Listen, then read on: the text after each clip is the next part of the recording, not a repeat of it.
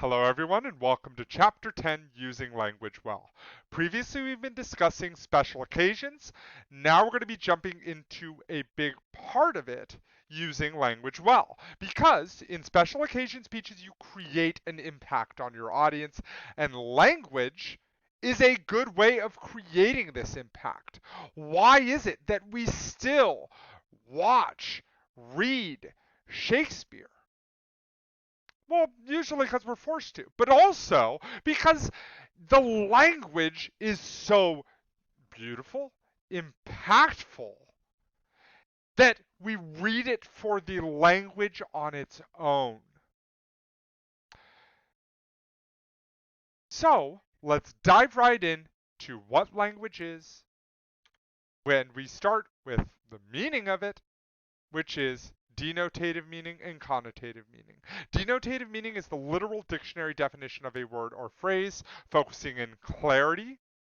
And then we have connotative language or connotative meaning, which is the meaning suggested by the associations or emotions triggered by a word or phrase, the emotional response. A good example of this would be a dove, that the denotative meaning is this bird, whereas the connotative meaning may evoke feelings of freedom. Same thing with a rose. Denotatively, it's a flower. Connotatively, when used in concert with other stylized language choices, it can create an emotional response of love. So it's good to understand these two meanings, and we're going to very much be talking more about it. But before we jump into it, how does it affect our speaking? This speaks to the style of our language. Style is the pattern choices attributed to a person by others to characterize or distinguish him or her. So a style is perceived by others and becomes a distinct signature. There are styles in speeches where content and language can actually merge. Put it this way, what are some of the ways that you communicate? What are some of the language choices you use? And then how does that differ from your boyfriend or girlfriend, your parents, your priest, or even your doctor or your younger siblings? That we use different styles of language, just like font. Font can communicate many different things, and so too can the language choices that we make. Where they merge between content and uh, uh, where content and language merge, that I can try to communicate something. That is the clarity of it, but the language can all on its own can also communicate something. So we have to be confident and choose language strategically. The style and language direct the listeners, and how we perceive the speaker influences his or her ethos. And if we, for example, our style of language is incorrect, maybe we use the wrong words, maybe we aren't very clear, maybe we don't use a lot of vivid language, then the audience may end up, that may affect the audience's perceptions of our ethos. So, when improving these language styles, there's two things to keep in mind: language clarity and then the vividness of language. Language clarity involves using concrete words instead of abstract words. Instead of using the word car, use the concrete term of the specific type of car, a pickup truck. Instead of just saying dessert, what type of dessert? Is it ice cream? Is it potato chips? Is it French fries? Is it hamburgers? French fries and hamburgers may not be dessert, but I treat it like it is. Next, we also want to be sure that we are limiting jargon, slang, technical terms, or unknown words, because if the audience cannot understand it, then it is not clear. Also use words wisely and use words accurately. Don't get language wrong.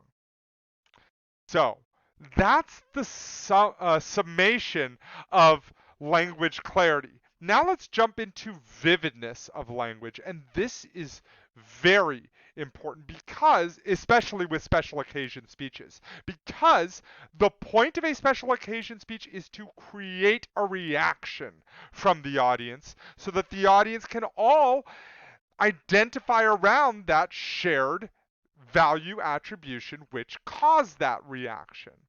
So we want to, and a good way to evoke that reaction is through vivid language. This involves rhythm, intensity, comparisons, and vivid sounds. We start first with rhythm.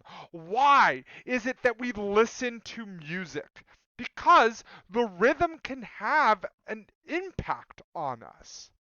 So we want to use some ways to use that with our language and not by singing is by repetition.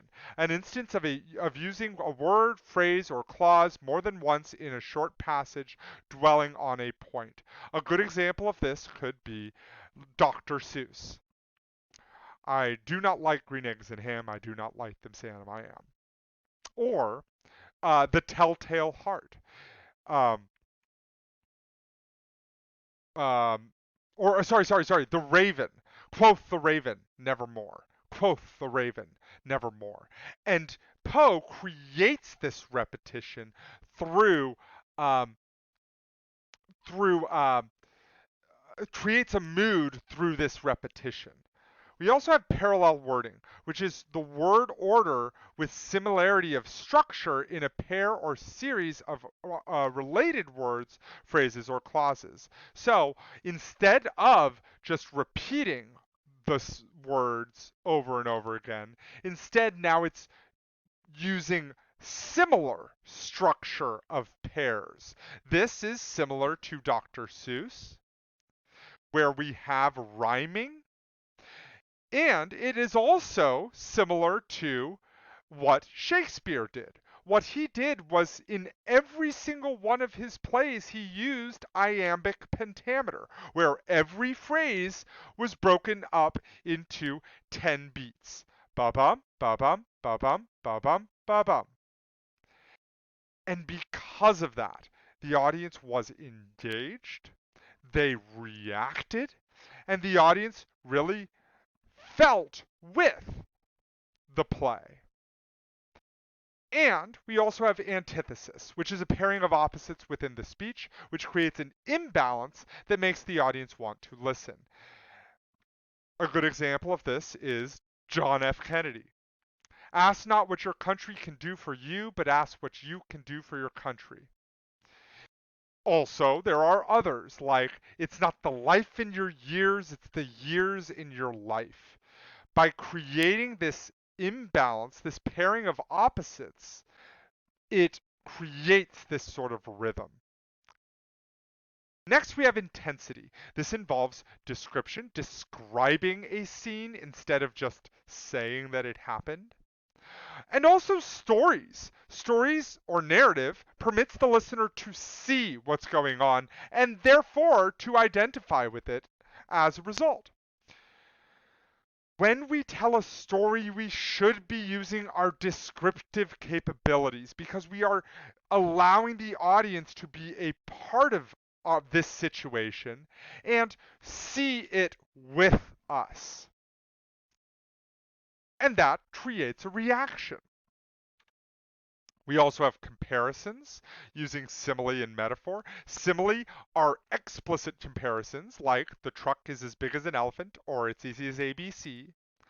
But metaphor is an implicit comparison, using things like he is a shining star, my teacher is a dragon, the world is a stage.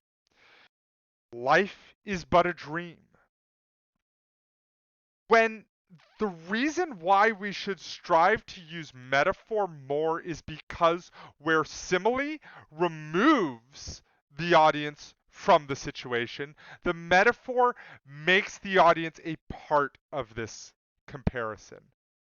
The audience creates the comparison on their own because she swims like a fish that in that situation I am observing her like swimming like a fish.